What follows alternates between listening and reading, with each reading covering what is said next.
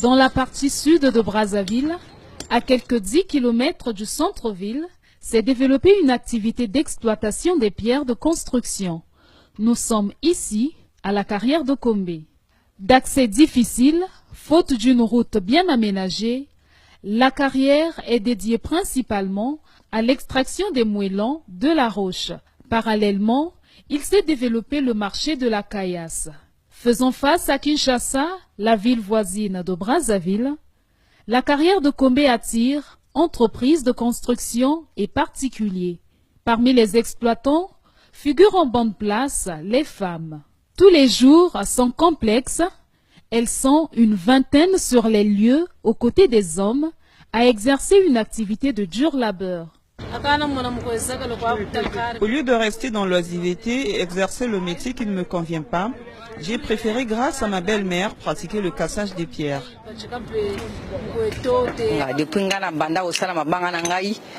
Plus de 10 ans. J'exerce ce travail depuis 10 ans. Grâce à cette activité, j'élève mes enfants et assure leur scolarité.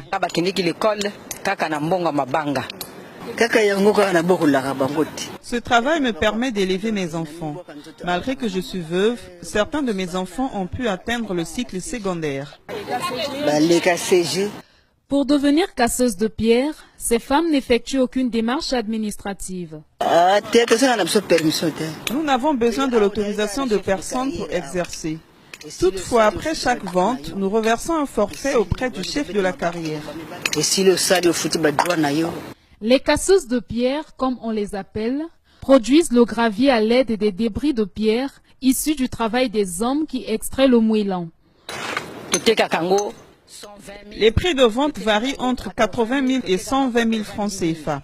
Et la collecte des pierres dure 2 semaines, voire 1 mois. La collecte et le conditionnement du gravier, une besogne pour ces femmes, nécessite généralement des analgésiques pour soulager des courbatures en fin de journée. Il arrive que nous tombions malades après une journée de travail. Le plus souvent, ce sont les courbatures et les rhumatismes.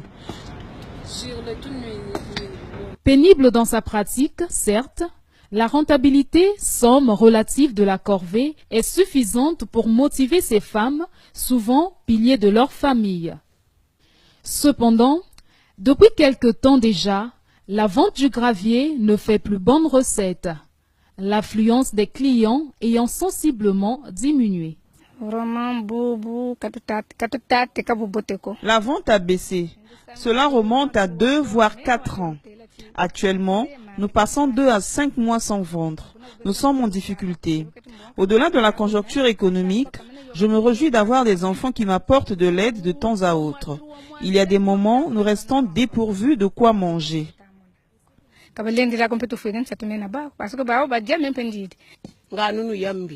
La rentabilité est devenue très faible.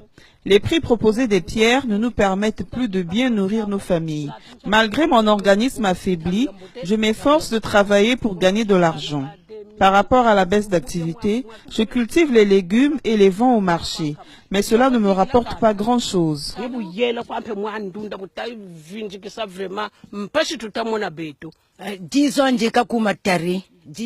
Je suis à ma 10e année dans l'exercice de cette activité. À une certaine époque, le prix d'un mètre cube variait entre 22 000 et 24 000 francs CFA. Actuellement, les 2 mètres cubes sont vendus à 10 000 francs CFA. Cela est dû à la crise actuelle. On n'a pas de choix. Le problème d'accès du site de Kombe et sans doute les points de vente du gravier dans plusieurs coins de la ville créent une concurrence ardue. Les vendeurs de pierres au Pont du Dieu freinent nos activités. Nous souhaiterions qu'ils reviennent travailler avec nous à la carrière. L'investissement quasi-industriel des sociétés étrangères dans le concassage est aussi dénoncé par ces casseuses de pierre. Les Chinois nous empêchent aussi de développer nos activités. Si ces derniers continuent à produire le gravier, qui viendra alors acheter nos pierres?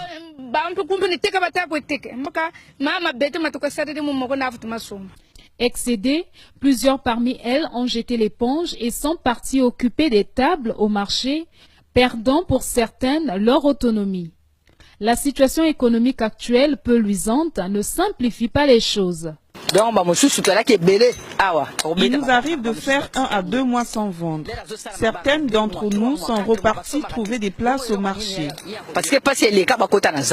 Malgré ce triste tableau, la plupart des casseuses de pierre restent déterminées. L'apport financier qu'elles fournissent dans leurs foyers respectifs suscite l'admiration même des acheteurs. Il n'y a que les femmes qui produisent le gravier ici, et c'est auprès d'elles que nous l'achetons. Je loue la volonté et la force de ces femmes parce que c'est pénible d'exercer une telle activité.